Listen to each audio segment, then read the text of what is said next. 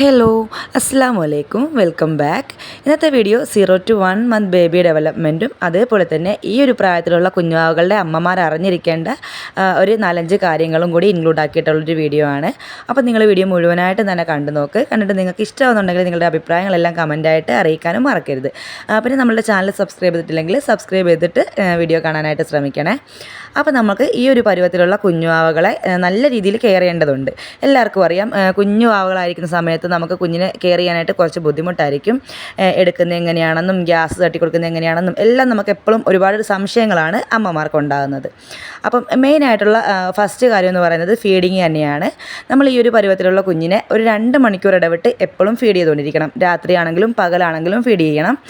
0 to 1 മന്തിൻ്റെ ഇടയിൽ നമ്മൾ എങ്ങനെ വന്നാലും രാത്രിയിലാണെന്ന് പറഞ്ഞാൽ നമ്മൾ ഉറങ്ങിപ്പോവാതെ 2 മണിക്കൂർ ഇടവിട്ട് തന്നെ ഇവരെ ഫീഡ് ചെയ്യാനായിട്ട് ശ്രദ്ധിക്കണം. മെയിനായിട്ട് ഫീഡ് ചെയ്യണമെന്ന് പറയുന്നത് ഇവർക്ക് ഷുഗർ ലെവൽ ചിലപ്പോൾ കുറഞ്ഞു പോകും ഫീഡ് ചെയ്തില്ല എന്നുണ്ടെങ്കിൽ. പിന്നെ രണ്ടാമത്തെ കാര്യം എന്ന് പറഞ്ഞാൽ നമ്മുടെ ബർത്ത് വെയിറ്റിനകത്തുനിന്ന് കുഞ്ഞുവാവകൾ ആദ്യത്തെ ഒരു 10 ദിവസത്തിനുള്ളിൽ വെയിറ്റ് കുറഞ്ഞിട്ട് പിന്നെ അവർക്കത് വെയിറ്റ് ഗെയിൻ ചെയ്തെടുക്കണമെങ്കിൽ നമ്മൾ ഫീഡ് ചെയ്തേ പറ്റത്തുള്ളൂ. അപ്പോൾ അതുകൊണ്ട് നമ്മൾ അതൊന്ന് ശ്രദ്ധിക്കുക. 2 മണിക്കൂർ ഇടവിട്ട് എന്തായാലും ഫീഡ് ചെയ്യുക. പിന്നെ രണ്ടാമത്തെ കാര്യം എന്ന് പറഞ്ഞാൽ കുഞ്ഞുവാവകൾ പാല് കുടിക്കുന്ന സമയത്ത് അവരെങ്ങനെയാണ് കുടിക്കുന്നതെന്ന് നമ്മൾ ശ്രദ്ധിക്കണം. ലാച്ച് ചെയ്യുന്ന രീതി കറക്റ്റാണോ, പ്രോപ്പറായിട്ട് തന്നെയാണോ ഇവർ ബ്രസ്റ്റ് വായിലേക്ക് വെക്കുന്നത് എന്നൊക്കെ നമ്മൾ ശ്രദ്ധിച്ചിട്ട്, അല്ലാന്നുണ്ടെങ്കിൽ കറക്റ്റ് ആക്കിയിട്ട് വായിലേക്ക് വെച്ച് കൊടുക്കണം. അവർ നല്ല രീതിയിൽ ലാച്ച് ചെയ്യുമ്പോഴാണ് നമുക്ക് മിൽക്ക് പ്രൊഡക്ഷൻ കൂടുന്നത്. അപ്പം അതെല്ലാം ഒന്ന് ശ്രദ്ധിക്കണം.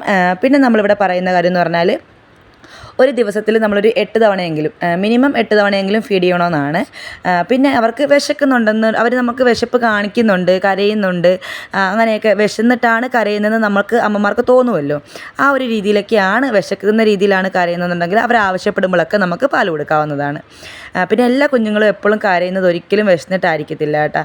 അതും കൂടി നമ്മൾ ശ്രദ്ധിക്കണം. അപ്പം കുഞ്ഞ് വളരുന്നതിനനുസരിച്ചിട്ട് കുഞ്ഞിൻ്റെ ഓരോരോ പ്രവർത്തികൾ നമ്മൾ അമ്മമാർക്ക് മാത്രമേ തിരിച്ചറിയാനായിട്ട് പറ്റത്തുള്ളൂ. അവരെന്തിനു വേണ്ടിയാണ് കരയുന്നത്, വിശന്നിട്ടാണോ, എന്തെങ്കിലും വേറെ ബുദ്ധിമുട്ടുണ്ടായിട്ടാണോ എന്നൊക്കെ നമ്മൾ ശ്രദ്ധിക്കുക. പിന്നെ അതുപോലെ നമ്മൾ ശ്രദ്ധിക്കേണ്ട ഒരു കാര്യമാണ് ഡയപ്പർ ചേഞ്ചിങ്. നമ്മളൊരു 4 മണിക്കൂറിൽ കൂടുതൽ എങ്ങനെ വന്നാലും ഡയപ്പർ ചേഞ്ച് ചെയ്ത് കൊടുക്കാതിരിക്കരുത്. പിന്നെ അതിൻ്റെ ഇടയിൽ നമ്മൾ ശ്രദ്ധിക്കണം, കുഞ്ഞുങ്ങൾ പൂപ്പ് ചെയ്തിട്ടുണ്ടോ എന്ന് നോക്കണം. അപ്പം അങ്ങനെ ഉണ്ടെന്നുണ്ടെങ്കിൽ പെട്ടെന്ന് തന്നെ ഡയപ്പർ മാറ്റി കൊടുക്കുകയും വേണം. പിന്നെ ഈ ഒരു ടൈമിൽ നമ്മൾ കുളിപ്പിക്കുന്ന കാര്യത്തിലൊക്കെ ഒരുപാട് ശ്രദ്ധ കൊടുത്തിട്ട് വേണം ചെയ്യാനായിട്ട്.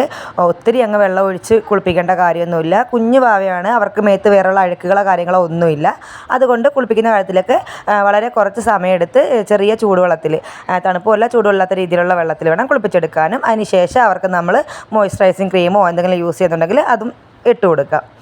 പിന്നെ അടുത്ത കാര്യം നമ്മൾ കുഞ്ഞുങ്ങളുടെ ഗ്യാസ് കളയുന്നതാണ്.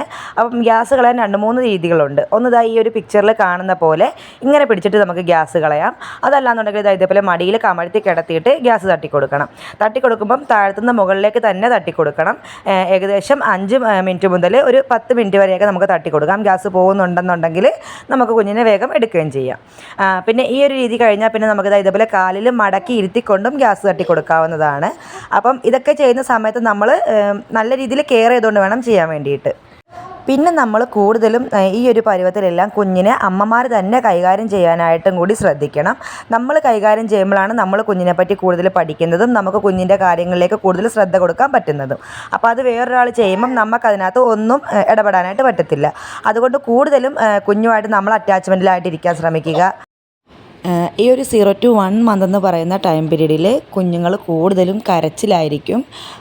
കരയാൻ മാത്രമാണ് അവർക്ക് ആ ഒരു ടൈമിൽ അറിയാവുന്നത്. നമ്മൾ അമ്മമാരുമായിട്ട് ഏത് കമ്മ്യൂണിക്കേഷൻ ചെയ്യാൻ വേണ്ടിയിട്ടാണെങ്കിലും അവർ കരഞ്ഞിട്ടായിരിക്കും അത് പ്രകടിപ്പിക്കുന്നത്. അപ്പം നമ്മൾ അമ്മമാരത് മനസ്സിലാവണമെന്നുണ്ടെങ്കിൽ കുഞ്ഞുമായിട്ട് നമുക്കൊരു അറ്റാച്ച്മെൻറ്റ് ഉണ്ടാവണം. അവർ കരയുന്നത് വിശന്നിട്ടാണോ, ഉറക്കം വന്നിട്ടാണോ, അതോ വേറെ എന്തെങ്കിലും ഇറിറ്റേഷൻ ഉണ്ടായിട്ടാണോ എന്നൊക്കെ നമുക്ക് മനസ്സിലാവണമെങ്കിൽ നമ്മൾ കുഞ്ഞുമായിട്ട് കൂടുതൽ സമയം സ്പെൻഡ് ചെയ്തെങ്കിൽ മാത്രമേ അത് നമുക്ക് തിരിച്ചറിയാനായിട്ട് പറ്റത്തുള്ളൂ. അപ്പോൾ അതുകൊണ്ടാണ് പറയുന്നത് കുഞ്ഞുമായിട്ട് നമ്മൾ കൂടുതൽ അറ്റാച്ച്മെൻറ്റിൽ ഇരിക്കാനും നമ്മളുമായിട്ട് സ്കിൻ ടു സ്കിൻ കോൺടാക്റ്റ് കൊടുക്കാനും ഒക്കെ നമ്മൾ കൂടുതൽ ശ്രദ്ധിക്കണം. പിന്നെ അടുത്തൊരു പോയിൻ്റ് എന്ന് പറയുന്നത് മെയിനായിട്ട് ഈ ഒരു സമയം മുതലേ നമ്മൾ ടമ്മി ടൈം കൊടുത്ത് തുടങ്ങണം.